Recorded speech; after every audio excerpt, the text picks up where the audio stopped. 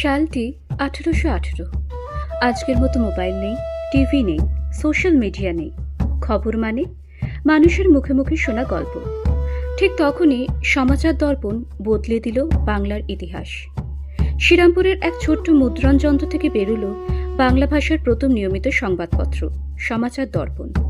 ভাবুন তো, যে সময় অধিকাংশ মানুষ পড়তেই জানত না, সেই সময় বাংলায় খবর ছাপা হচ্ছে। সংবাদপত্রটি প্রকাশ করেছিল শ্রীরামপুর মিশন প্রেস। এর পেছনে ছিলেন missionary William Carey. William Carey ছিলেন একজন ইংরেজ খ্রিস্টান মিশনারি। উইলিয়াম কেরি 1793 সালে কলকাতাতে আসেন। ব্রিটিশ ইস্ট ইন্ডিয়া কোম্পানির বিরোধিতার মুখে পড়ে তিনি ড্যানিশ কলোনি অফ ফেডারেস নগর, বর্তমানে শ্রীরামপুরে স্থানান্তরিত হন। উইলিয়াম কেরির সঙ্গে ছিলেন ব্যাপটিস্ট মিশনারি জোশুয়া মার্সম্যান আর উইলিয়াম ওয়ার্ড। সমাচার দর্পণ শুধু ধর্মীয় কাগজ ছিল না, এখানে থাকত দেশ বিদেশের খবর, ব্যবসার সংবাদ, বিজ্ঞান, এমনকি সমাজের নানা ঘটনাও। প্রথমবার বাংলার সাধারণ মানুষ বুঝতে শুরু করল খবর শুধু রাজাদের জন্য নয়, সাধারণ মানুষের জন্য।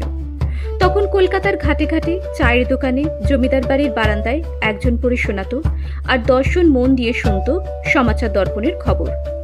আর শুধু খবরই নয়, সমাচার দর্পণের পাতার মধ্যে দিয়েই শিক্ষিত বাঙালি প্রথম গদ্য রচনার আসল স্বাদ পেতে শুরু করল। কারণ তখনকার বাংলা সাহিত্য মানেই ছিল মূলত পদ্য, ছড়া, কাব্য। গদ্যের চল তখনও সেভাবে তৈরি হয়নি। সমাচার দর্পণ প্রকাশের পর ধীরে ধীরে বাড়তে লাগলো পাঠকের সংখ্যা।